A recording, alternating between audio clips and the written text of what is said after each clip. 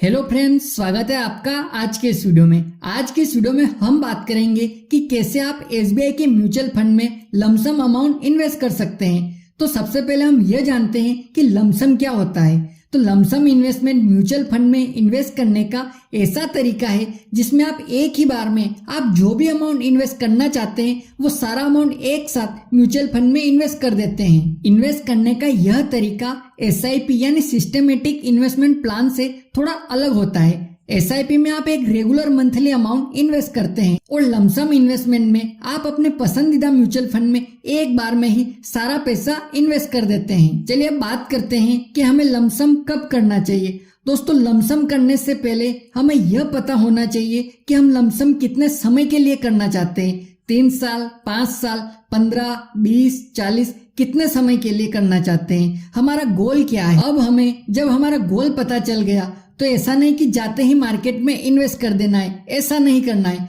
हमें पहले मार्केट को समझना पड़ेगा। सबसे आसान और सरल भाषा में कहूं तो जब भी मार्केट अपने हाई लेवल पर यानी अपने ऑल टाइम हाई पर होता है या मार्केट में तेजी का दौर रहता है तब हमें लमसम करने से बचना चाहिए। उस समय लमसम नहीं करना है। जब मार्केट नीचे आता है या मार्केट में करेक्शन देखने को मिलता है या मार्केट अपने हाई लेवल के पीक से थोड़ा नीचे आता है तो हमें अपने गोल के अनुसार थोड़ा थोड़ा करके इन्वेस्ट करना चाहिए। अब आप समझ गए होंगे कि अगर लमसम अमाउंट इन्वेस्ट करना है तो जब मार्केट हाई होता है तब नहीं करना है, जब नीचे आता है तब करना है। दोस्तों, मैं आपको एक चार्ट बताता हूँ। इस चार्ट से आपको समझ में आ जाएगा। ये निफ्टी का चार्ट है। जब मार्च 2020 में मार्केट में डाउनफॉल आया था तब निफ्टी अपने लोअर पॉइंट पर पहुंच गया था। अब यहाँ किसी ने लमसम पैसा इन्वेस्ट किया होता तो आप देखिए उसे कितना ज्यादा बेनिफिट हुआ होगा।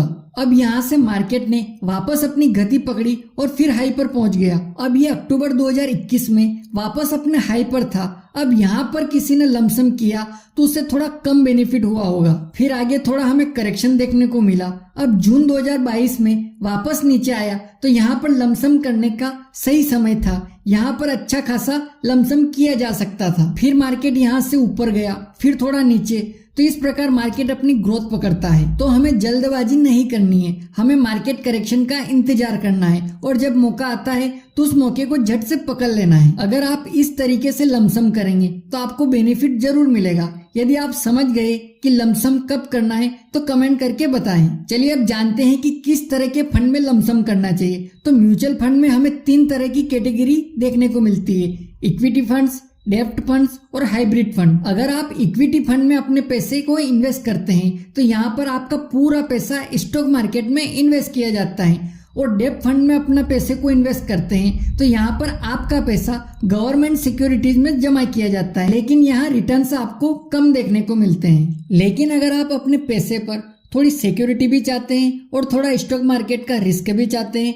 तो ये कैटेगरी है हाइब्रिड फंड कैटेगरी। इस कैटेगरी में आप इन्वेस्ट कर सकते हैं। हाइब्रिड फंड में क्या होता है कि आपके पैसे का कुछ हिस्सा स्टॉक मार्केट में इन्वेस्ट होता है और आपके ही पैसे का कुछ हिस्सा डेट में यानी गवर्नमेंट सिक्योरिटीज में इन्वेस्ट किया जाता है। अब कुछ इस तरह के इन्वेस्टर भी होते हैं जो रिस्क लेकर डायरेक्ट इक्विटी म्यूचुअल फंड में इन्वेस्ट करते हैं और कुछ थोड़ा सेफ रहकर हाइब्रिड म्यूचुअल फंड में इन्वेस्ट करते हैं। आज हम दोनों ही कैटेगरी इक्विटी म्यूचुअल फंड्स और हाइब्रिड म्यूचुअल फंड्स कैटेगरी से एसबीआई म्यूचुअल फंड के बारे में जानेंगे। तो दोस्तों, आज का हमारा एसबीआई म्यूचुअल फंड है SBI Contra fund. SBI Contra fund value oriented category की टॉप परफॉर्मेंस स्कीम में से एक है।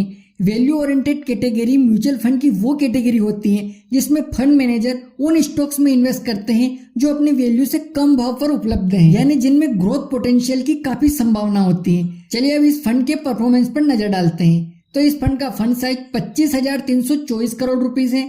एसबीआई कॉन्ट्रा फंड ने पिछले 1 साल में 47% का रिटर्न दिया है और पिछले 3 साल में 28% का रिटर्न दिया और जब से यह फंड शुरू हुआ है तब से लेकर यानी ऑल टाइम रिटर्न इसने 17% का बनाकर दिया है। इस फंड का एक्सपेंस रेशियो 0.66% है और इसका एग्जिट लोड 1% का है, यानी 1 साल से पहले पैसे विड्रॉल करते हैं तब 1% का चार्ज घटेगा। एसबीआई कॉन्ट्रा फंड के जरिए 87% पैसा इक्विटी मार्केट में इन्वेस्ट होता है। चलिए अब इस फंड के रिटर्न बेस के आधार पर कैलकुलेट करके देखते हैं कि कितने इन्वेस्टमेंट पर कितना अमाउंट मिलेगा। यदि आप इस फंड में 2 लाख रुपए का लमसम अमाउंट इन्वेस्ट करते हैं तो 10 साल बाद 9,61,000 का फंड बनेगा और इसमें 5 साल और बढ़ा देते हैं तो 15 साल बाद 21 लाख से ज्यादा का फंड बन जाएगा। दोस्तों हमारी दूसरी हाइब्रिड कैटेगरी का म्यूचुअल फंड है SBI balance advantage fund. Balance advantage fund होते हैं हाइब्रिड फंड, यानी इनमें पैसा लगा हुआ है इक्विटी में भी और डेट में भी। जब भी बाजार महंगा हो जाता है या बाजार बहुत तेजी से बढ़ जाता है तो बैलेंस एडवांटेज फंड के फंड मैनेजर प्रॉफिट बुक करके पैसा डाल देते हैं डेट में, और जब बाजार नीचे आ जाता है यानी बाजार गिर जाता है तो डेट में से पैसा निकालकर वो डाल देते हैं इक्विटी में। चलिए अब जानते हैं SBI बैलेंस एडवांटेज फंड की परफॉर्मेंस के बारे में।